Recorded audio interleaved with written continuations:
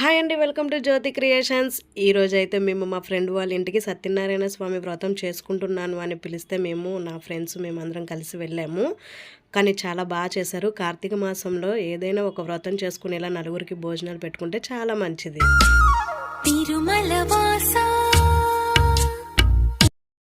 అక్కడికక్కడే అంతర్ధానమయ్యాడు. ఆ రాత్రి ఆ బ్రాహ్మణుడు నిద్రపోక వ్రతం చెయ్యాలనే సంకల్పంతో మేల్కొని మరునాడు ఉదయాన్నే భిక్షాటనకు బయలుదేరాడు.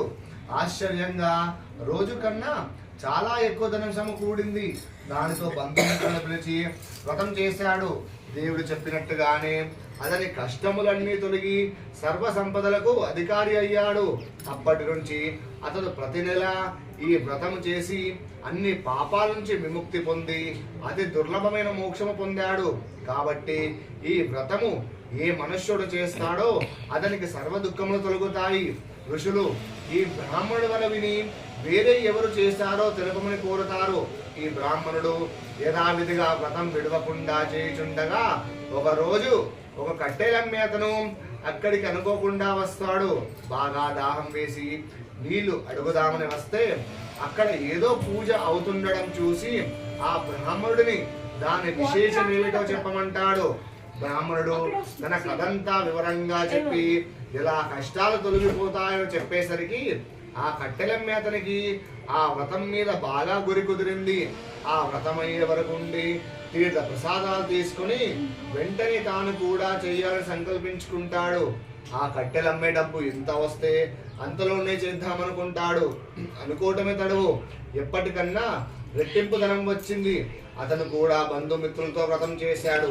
నిర్మలమైన మనస్సుతో మంచి అరటి పళ్ళు, చక్కెర, నెయ్యి, పాలు, గోధుమ పిండి వీటన్నిటిని కొని నైవేద్యం పెట్టాడు.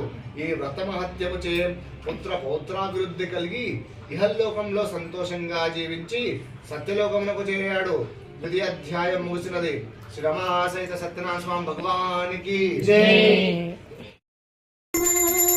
స్వామికి మదిలోనే కోవెల కడదామా, 10 కాలాలు పసుపు కుంకుమలు ఇమ్మని కోరెదమా.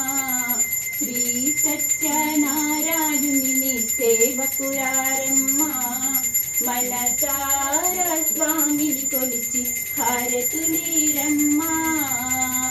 మంగళమనరమ్మా, జయ మంగళమనరమ్మా.